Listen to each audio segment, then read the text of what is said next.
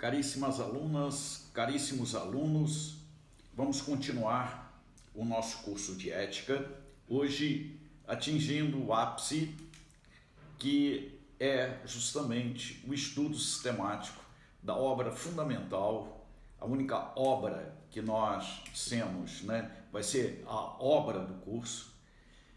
Trata-se da Ética Nicômaco ou Nicômacos, de Aristóteles.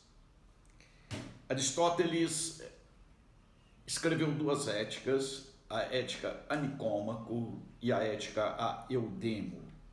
Nós vamos estudar a Ética Nicômaco, conhecida também como Nicomaqueia Aristotélica, conhecido também como eudemonismo aristotélico, porque ele trata da eudaimonia como finalidade, tem a finalidade na eudaimonia, que significa em grego felicidade, ou o bem como dimensão subjetiva, o bem como algo que é almejado, aquilo que na aula passada nós dissemos, Aristóteles ele tem uma preocupação em ir ao alvo, acertar no alvo, embora as pontas, o que está, digamos assim, como deficiente, como excesso, em se tratando de um meio equidistante, que é o alvo, também existam. Pois bem, vamos estudar então a estrutura deste livro ou desta obra. Os antigos dividiam as obras em livros e nós vamos encontrar aqui nesta obra de Aristóteles 10 livros. Então eu vou passar para vocês a estrutura que no fundo, sobre ela foi o curso inteiro, em nível conceitual. Agora vamos nos deter na estrutura da própria obra. A primeira grande característica é que se trata de uma ética com metafísica. Já falamos várias vezes isto aqui, durante o curso, e agora vamos mostrar como, quando e com que meios. Naturalmente o onde também circunstancial está aqui, quer dizer, é o próprio lugar, é a própria ética a Nicômaco, isto vai se dar. Então, o mote, aquilo que vai naturalmente resumir tudo, é o que várias vezes já foi dito aqui também. A ação segue o ser, o agir segue o ser. Isso significa que a ação é fundada na ontologia ou na metafísica. Vamos ver como isso se dá, qual se dá esta fundamentação.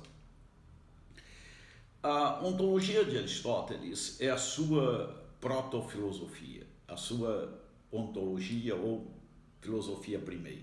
Por quê? Porque é do ser que tudo emana, É o ser como princípio e do ser tudo, absolutamente tudo, o pensar, o agir, o fazer, emanam do ser. Então essa é, digamos assim, a estrutura primordial. Então, quando se trata de uma ética do agir, da razão sobre o agir, como vai Aristóteles fundamentá-la no ser ou na metafísica? Metafísica, em Aristóteles, é sinônimo de ontologia. É claro que esta palavra metafísica, ela nasce de um contexto de biblioteca, Foi Andrônico de Rhodes, no ano 70, o primeiro classificador das obras de Aristóteles, que colocou os livros, os 16 livros que Aristóteles escreveu sobre a filosofia primeira, depois da física, e escreveu lá Metafísica, depois da física.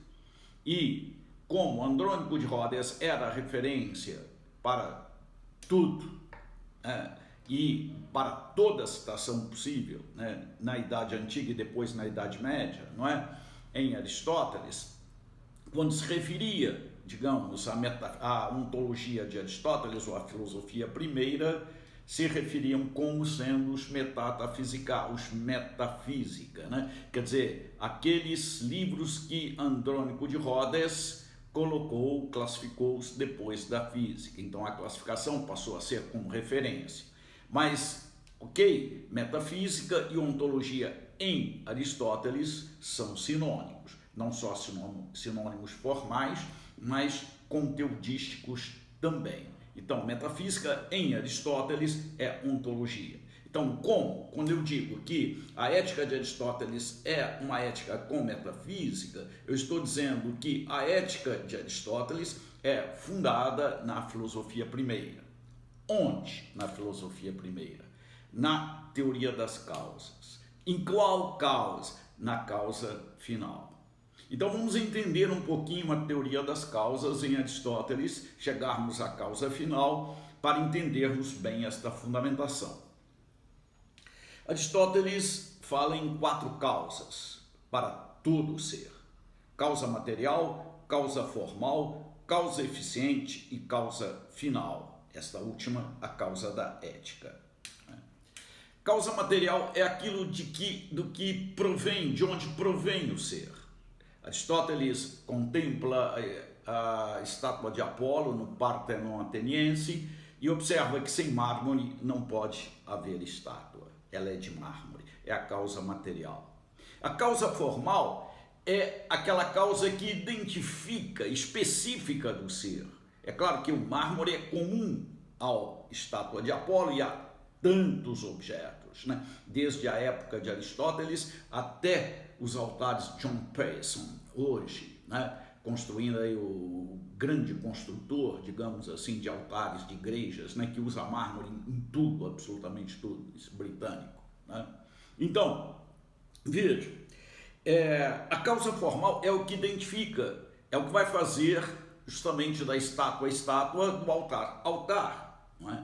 E o que é isso? É a ideia, naturalmente, de estátua, ou a ideia de Apolo para construir a estátua, a ideia de altar em Paulson, né, para construir, naturalmente, o altar de mármore.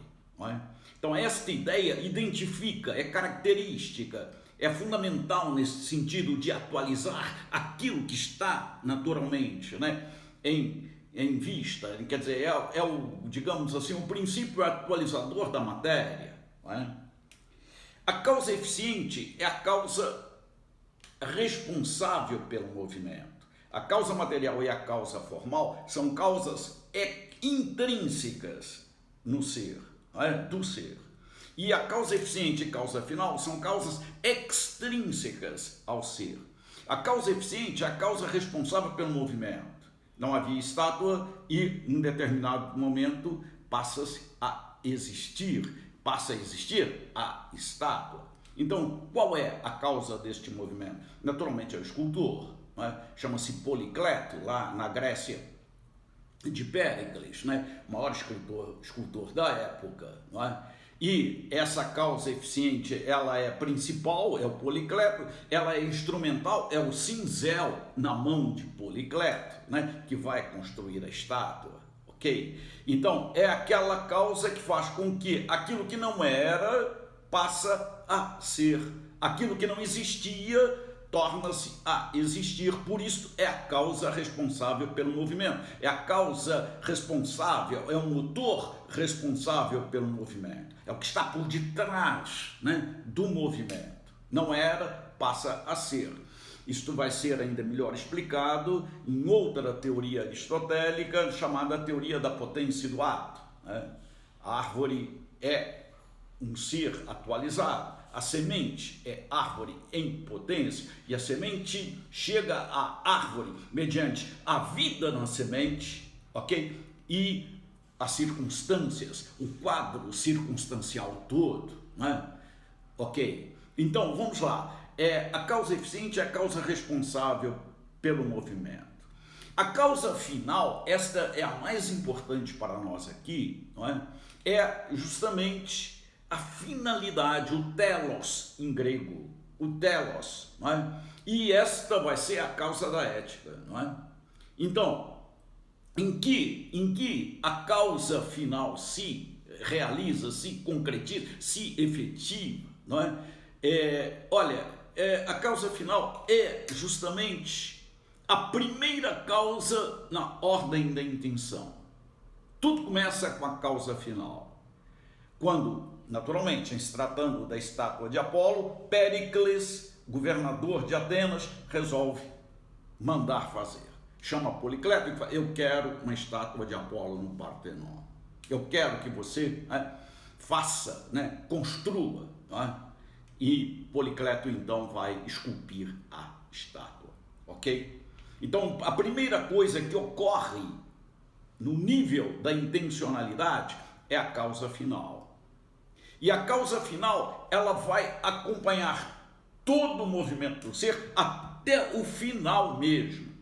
Por que ele quer? Ele quer para que os atenienses possam adorar Apolo.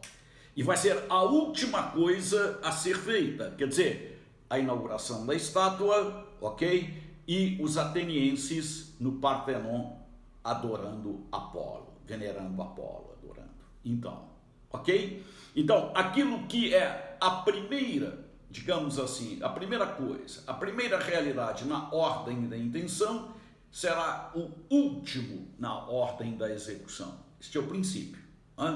Então, vejam bem, para tudo, vai dizer Aristóteles, existe uma causa final. Para tudo existe uma teleologia, teleologia, que vai virar teleonomia, vai virar nomos, quer dizer, vai ser lei. Então, esta é uma lei, esta lei da finalidade está embutida na própria estrutura do ser. Quer dizer, o ser, ele clama por uma finalidade, porque ele não existe sem uma finalidade, sem um telos, e telos vira nomos, fim vira lei. Portanto, esta causa final, ela é justamente extrínseca, não é? E ela vai funcionar como sendo, digamos assim, a base para toda a ética. Toda a ética de Aristóteles é uma ética teleológica, é uma ética teleonoma, quer dizer, vira-se, digamos assim, transforma-se em lei esta finalidade, porque o homem é livre, ele pode ou não agir, de acordo com esta, digamos assim, com este nomos, com esta lei, mas de qualquer forma a indicação, o alvo, volta aqui ao tiro, ao alvo, o alvo deve ser esse, ok, gente? Então,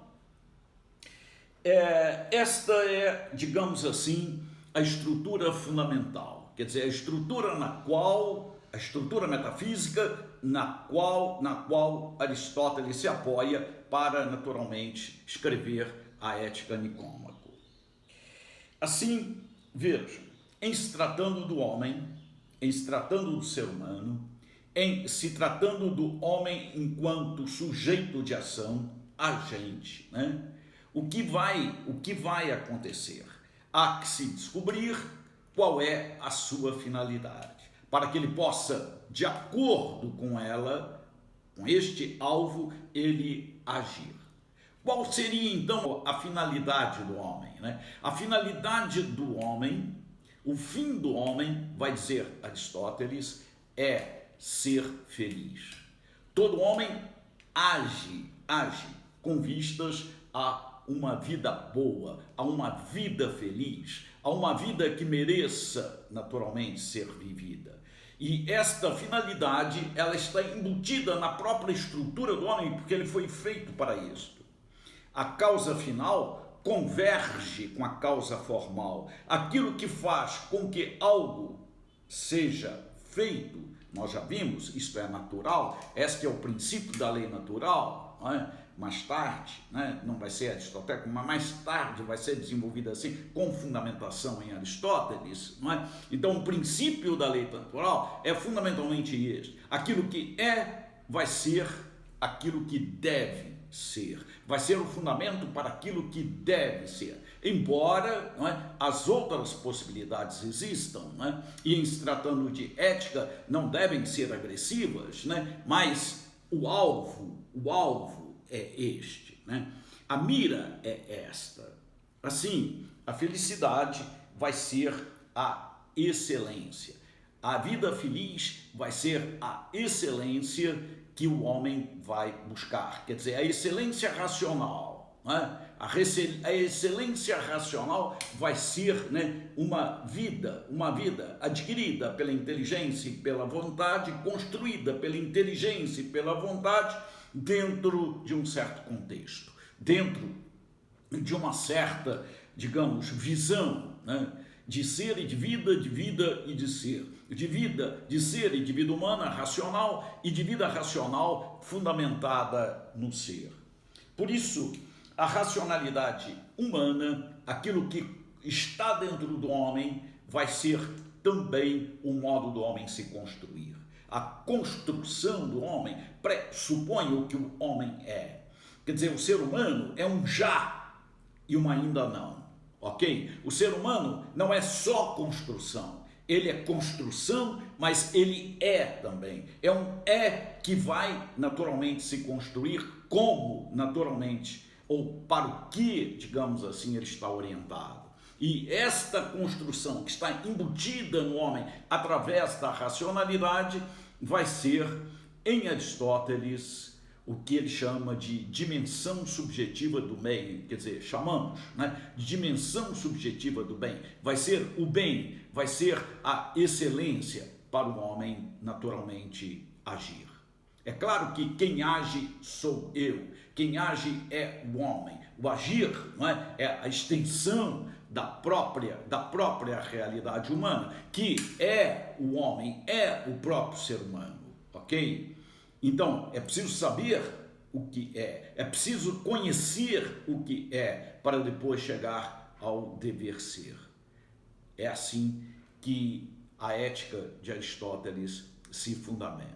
Acho que esses elementos, né, são fundamentais, as 4 causas. A causa eficiente, ela tem uma ligação com a causa exemplar mais tarde, em Tomás, não é? E é chamada de quinta causa depois, não é? Mas em Aristóteles, ok, as 4 causas é que são, digamos assim, fundamentais. Causa final é tudo para nós, quer dizer, é o que ocorre na mente, ok? Como finalidade. E o que ocorre na mente como finalidade, não é? Tem que, naturalmente, empatar, digamos assim, esta é a ortopraxia, tem que se adequar à realidade como ela é, ok? O que é o que será feito, ok? E esta intencionalidade que significa e transsignifica muitas vezes. Eu falo assim, bandeira é a transsignificação de muita coisa, de um emblema, de um símbolo que pressupõe naturalmente pano, papel ou uma outra constituição qualquer. Mas quando eu digo bandeira, eu estou transsignificando aquele material que está ali. Eu falo moeda, não é? Eu estou transsignificando aquilo que está em papel ou em metal, não é? Dinheiro. Eu falo cartão, né? Eu estou transsignificando aquele pedacinho de plástico que está ali e que recebe um valor e uma significação nova. Tudo isso, gente, é causa final, causa final, causa final. E é isto o que vai naturalmente fundamentar como lei, não é? Como lei, uma lei que existe, o nomos, não é? Toda ética aristotélica, a fortiori a ética nicômaco. Na próxima secção, no próximo vídeo, nós vamos mostrar como isto se dá de fato. Muito obrigado.